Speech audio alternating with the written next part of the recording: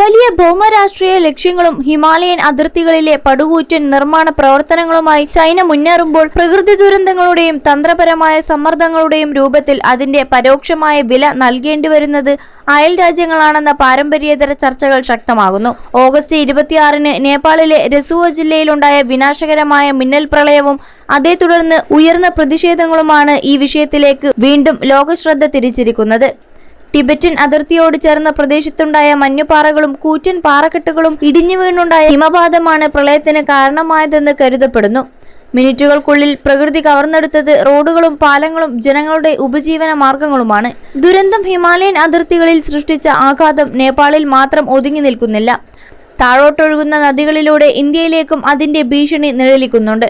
ദുരന്തത്തിന് പിന്നാലെ വിവരങ്ങൾ കൃത്യസമയത്ത് കൈമാറാത്തതിൽ ചൈനയ്ക്കെതിരെ കടുത്ത വിമർശനവുമായി നേപ്പാളി മാധ്യമപ്രവർത്തകർ രംഗത്തെത്തി.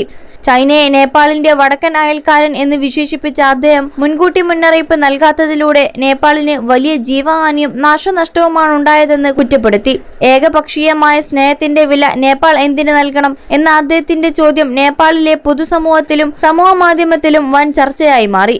2015-ലെ ഭൂകമ്പത്തിനു ശേഷമുള്ള പുനർനിർമ്മാണത്തിന് നേതൃത്വം നൽകിയ ഡോക്ടർ ഗോവിന്ദരാജ പോഖ്രിയലും ചൈനയുടെ വീഴ്ചകളെ ചൂണ്ടിക്കാട്ടി. അത്യാധുനിക ഉപഗ്രഹ സാങ്കേതിക വിദ്യകളും വിപുലമായ വിവരശേഖരണ സംവിധാനങ്ങളുമുള്ള ചൈനയ്ക്ക് ഇത്തരമൊരു ദുരന്ത സാധ്യത മുൻകൂട്ടി കണ്ടെത്താനും നേപ്പാളിന് മുന്നറിയിപ്പ് നൽകാനും സാധിക്കുമായിരുന്നുവെന്ന് അദ്ദേഹം അഭിപ്രായപ്പെട്ടു. 21 ലക്ഷത്തോളം സന്തുഷ്ടരായ ഉപഭോക്താക്കളും 2 ലക്ഷത്തോളം തിമിര ശസ്ത്രക്രിയകളും പൂർത്തിയാക്കിയ മലബാറിലെ ഏക കണ്ണാശുപത്രി Al Salama eye hospital, hospital road, Perinthalmanna. Glacial തടാകങ്ങൾ പൊട്ടിയൊഴുകുന്ന ദുരന്തങ്ങൾ, പ്രളയം, ഭൂകമ്പം എന്നിവ തടയുന്നതിന് ഇരു രാജ്യങ്ങളും തമ്മിൽ അടിയന്തര വിവരശേഖരണവും സഹകരണവും ആവശ്യമാണെന്ന് അദ്ദേഹം ഓർമ്മിപ്പിച്ചു.